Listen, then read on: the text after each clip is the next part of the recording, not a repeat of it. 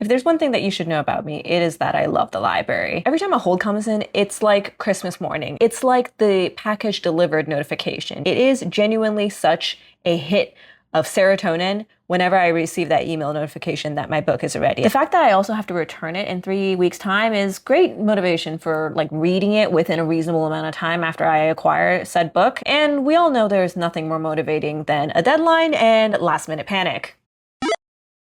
Now, despite the fact that I have enjoyed the services of a library for damn near my entire life, I only just found out about the One eRead Canada initiative like 2 days ago. This is an annual initiative by the Canada Urban Libraries Council, which I didn't know existed until now, but I love that it does. And their whole goal with this is to promote digital reading through public libraries, as well as raise awareness about the difficulties that libraries can have when it comes to giving people access to ebooks and audiobooks.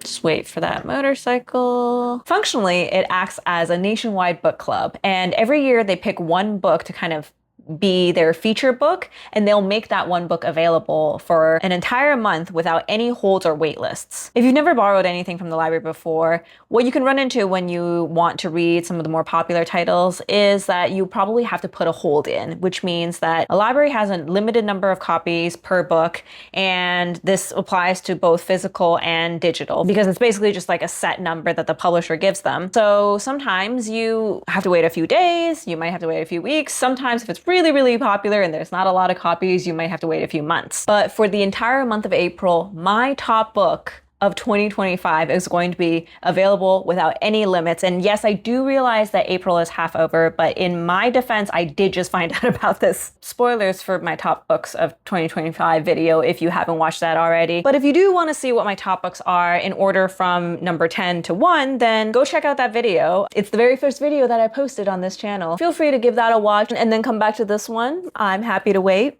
For everyone else though, my top book from last year was What I Know About You by Éric Chacour, translated from French by Pablo Strauss. This book tells the story of Tarek, a man whose life has been pretty much planned from the beginning. He is going to become a doctor just like his father, he's going to get married, he's going to have children, and when we first meet Tarek, this is all pretty much going according to plan. But then one day he meets a man named Ali. Hailing from two very different worlds, these two embark on a clandestine relationship that threatens to tear everything apart. We find Tarek years later, long removed from the life that he had built in Cairo, and now living a pretty solitary life in Montreal. Except someone is writing letters about him and to him, trying to piece together what exactly happened that made Tarek run away from it all. The past and the present collide as Tarek tries to understand why this is happening and just who is behind all of this mysterious correspondence. This novel can be described as literary, and as is expected of this genre, it has gorgeous prose and very striking imagery, but it also has a very gripping plot with this mystery element to it that really kept me hooked from beginning to end. It's deeply emotional and has jaw-dropping reveals that really reward you as a reader as you continue to uncover details about all of the characters involved. You intimately feel the struggles that they go through, both internal and external. The battle between what you want and what is expected of you, the contradictions that we hold within ourselves, and the ways in which we cope with the hands that we are dealt. It is heartbreaking but beautiful, and it legitimately had me pacing around my home just like wringing my hands from how emotional of a reaction that I had to it. I can't recommend it enough, and I talk about it more in my top 10 video from last year, so if you want to hear more thoughts I have on the book, go watch that. I did mention this. I want this book to be in every bookstore. I want to shout about this book from the rooftops. And it feels like I got my prayers answered because now it's been featured as part of this like national program. If you're new to borrowing digitally, I would say the easiest way to get started is to download the Libby app onto your mobile device. And once you hook your library card up to it, all you have to do is just like use the search bar to search up a particular title. And then with a couple taps, you have access to that ebook or audiobook. If you're looking to borrow a more popular title, there is probably going to be a little bit of a wait time. So that's why the One eRead Canada program is so great, because for this entire month,